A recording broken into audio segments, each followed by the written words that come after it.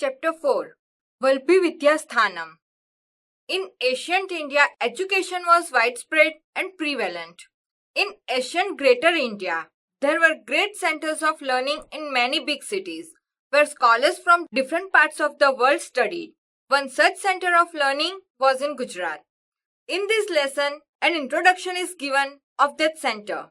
Mainly, this lesson has been written in such a way that gives an idea of the teaching learning method of such centers. As the content of this lesson deals with the past, an attempt has been made to teach the uses of the past tense too in the sentences here. The language of this lesson is simple, and you can also learn the forms of nouns as well as the formation of compound words along with verb forms. सम्प्रति विविधः विश्वविद्यालयाः सुप्रसिद्धाः सन्ति. तेषु केचन एतादृशाः सन्ति यत्र अध्ययनार्थ प्रवेशं प्राप्य छात्रः स्वात्मानं धन्यं मन्यते. एवमेव पुराकालेऽपि अस्माकं भारते देशे एतादृशाः बहवः विश्वविद्यालयाः आसन्. तत्र विद्यायनाय दूरात् देशात् समागत्य प्रवेशं लब्ध्वा छात्राः स्वात्मानं धन्यं मन्यन्ते स्म. एषु एकतमः वल्भी विश्वविद्यालयः. मगध राज्ये यथा नालन्दा आसीत् तथैव अत्र गुर्जर प्रदेशे वल्भी आसीत्. अत्रापि सुदूरात् देशात् जनाः अध्ययनाय आगच्छन्ति स्म. अद्यत्वे अस्मदीये गुर्जर प्रदेशे वर्तमाने भावनगरे जनपदे वल्भी नामकं यदेकम् उपनगरं वर्तते. तत्रैव प्राचीनकाले वल्भी विश्वविद्यालयः आसीत्. Now there are many universities that are very famous. Among them, there are such that a student considers himself lucky if he gets admission to study there. Exactly in the same way, in the past, also there were such universities in our country, India. Students coming from distant countries used to consider themselves blessed, having secured admission there. Among these, one was Valpi University. As there was Nalanda in the kingdom of Magad, similarly here in Gujarat there was Valpi. Here also people used to come for study from distant countries. At present, in Bhavnagar district, which is in our Gujarat state, there is one suburb by the name Valpi, where in ancient time there was Valpi University. वस्तुतस्तु इदम उपनगरम प्राचीन कालादेव अध्ययन अध्यापनस्य केन्द्रमासीत्. पूर्वमत्र 18 विद्यायाः पठनं पाठनं च भवति स्म. एतासु विद्यासु 4 वेदाः, 6 वेदा अङ्गानि, पुराणं, न्यायः, मीमांसा, स्मृतिः, आयुर्वेद, धनुर्वेद, गन्धर्ववेद, अर्थववेदा, 4 उपवेदाः च समाविष्टाः सन्ति. ततः बौद्धदर्शनस्य, जैनदर्शनस्य च इदं केन्द्र सज्जातम्.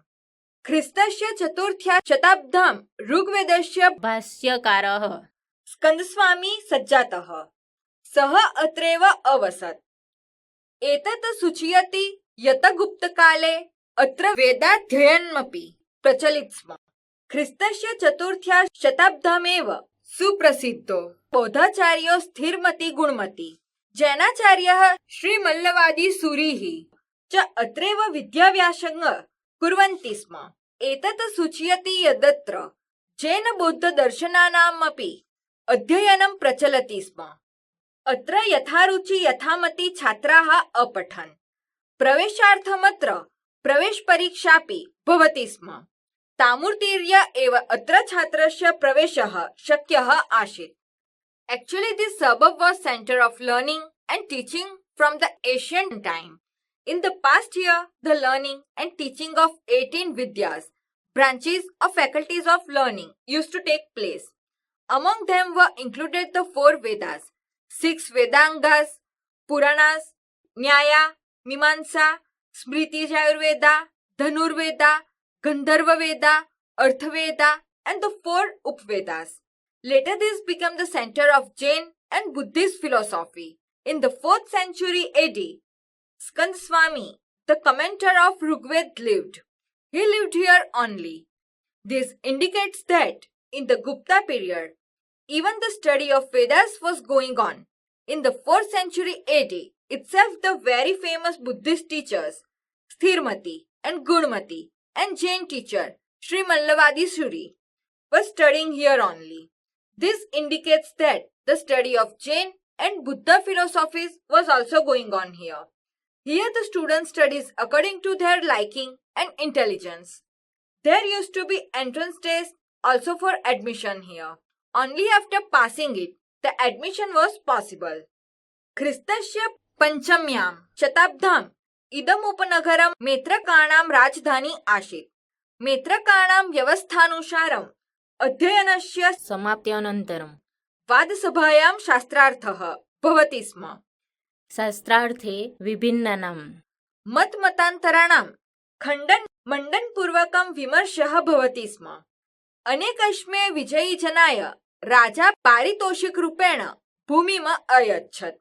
कदाचित् विजयीजनानां नामानि विद्यापीठस्य द्वारे उटङ्कितानि अभवत्. In the 5th century AD, this suburb was the capital city of Metraka kings. According to procedure laid down by Metrakas, after the completion of study there used to be a session of interpreting the meaning of scriptural passages, Shastrartha, in the debating assembly. In the session called Shastrarth, there used to be discussion consisting of refutation, khandan, and proving, establishing of different ideas before arriving at a conclusion, vimarsh. The king gave land as a reward to the many candidates who were victorious. Sometimes the names of the victorious scholars were inscribed on the door of the university. ख्रिस्तात् पूर्व प्रायः पंचम शताब्द्यां भगवतः महावीरस्य जन्म अभवत्. तस्मिन् काले भगवता महावीरेण यः उपदेशः प्रदत्तः च आगम नाम्ना प्रसिद्धः वर्तते. अयम् आगमः वर्षपञ्चशतं यावत् मौखिक परम्परायां सुरक्षितः आसीत्.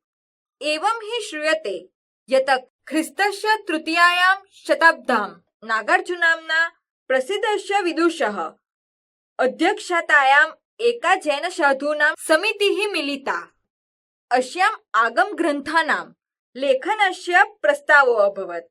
अत्र लेखबद्धा वाणी वल्भिवाचना नाम्ना प्रसिद्धः जाता. Mahavir was born approximately in the 5th century BC. The instruction given by Lord Mahavir then is famous by the name Agam. This Agam was safe for 500 years in the oral tradition. It is indeed heard that in the 3rd century AD, a council of Jain monks met under the chairmanship of the famous scholar Nagarjuna. In this meeting, the proposal of writing down the Agam Grantha, book of instructions, was placed.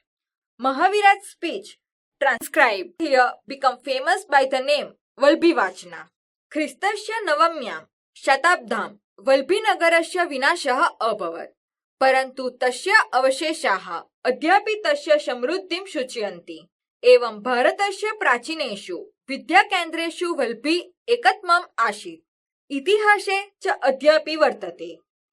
In the 9th century AD, the suburb of Valbhi was ruined, but even today it remains indicate its prosperity in the past. In this way, Valbhi was one of the ancient centers of learning in India, and in history it still is.